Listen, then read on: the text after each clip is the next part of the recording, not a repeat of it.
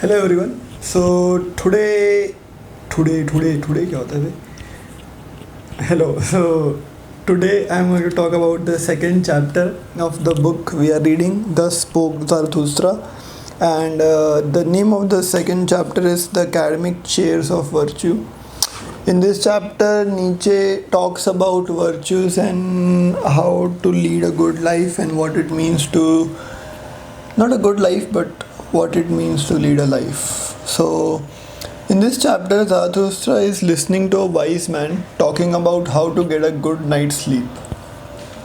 What he means here by a good night's sleep is actually Zarathustra is now listening to a wise man talk about sleep and how to get a good night's sleep.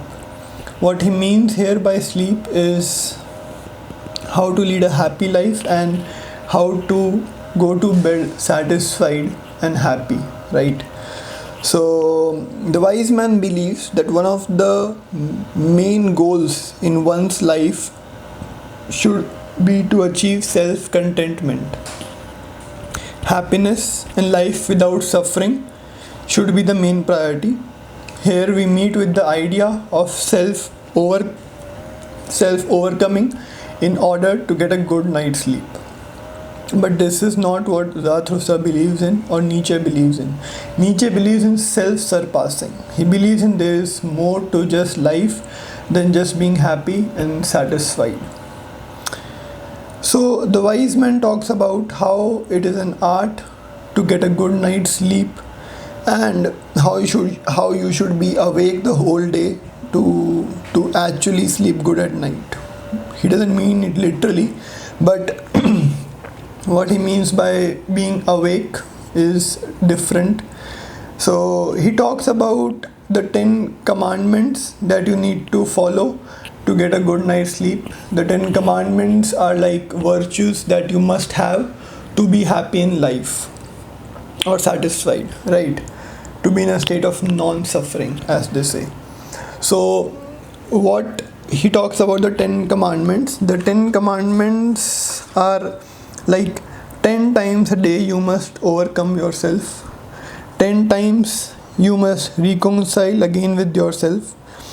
10 truths you must find during the day, and 10 times you must laugh during the day. If you think about it, all of these are virtues in some sense. 10 times you must laugh, 10 truths you must find, right? Being honest, right? So you can think of many virtues that you can put in these 10 commandments. So he talks about that you must have all of these virtues in order to be happy. And this is the difference between the wise man and Nietzsche.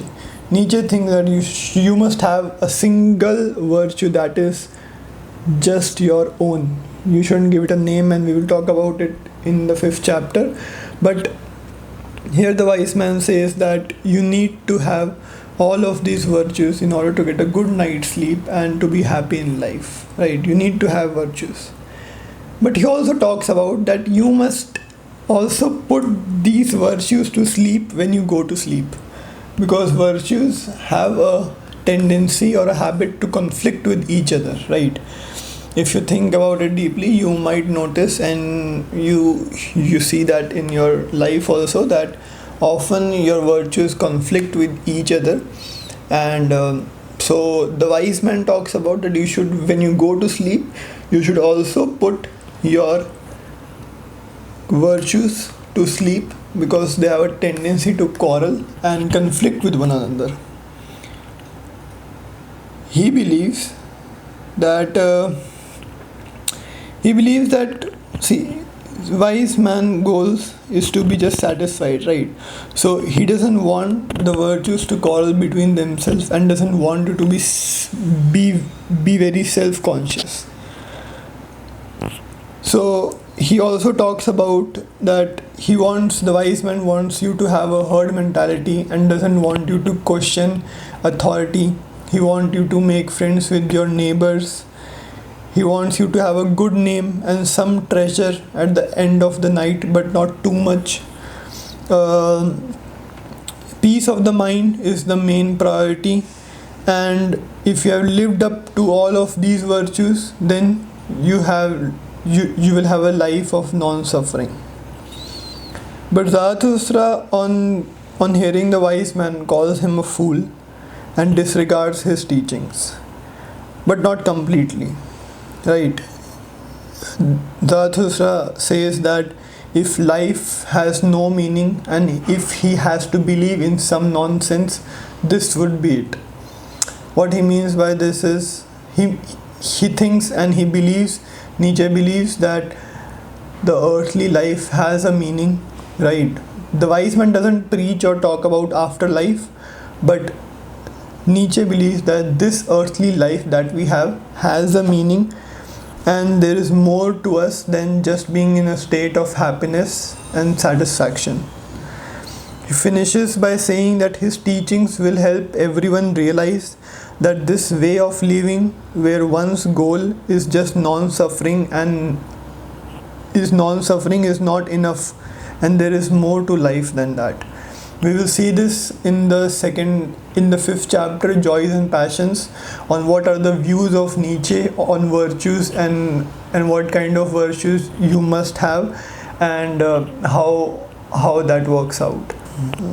So just to give a brief summary, this chapter talks about virtues and how the wise man talks about that how being happy and being satisfied is one of the main priorities in life, and you should have all of the virtues to be happy, and you should eventually at night get a good night's sleep, right?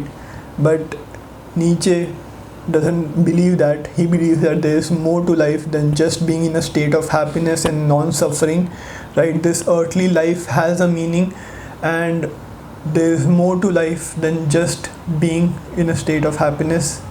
We have to go a bit deeper into these things than just being happy. So we'll talk about it in later chapters. Maybe he talks about it in later chapters, I don't know, but we'll see. I will meet you next time. Bye.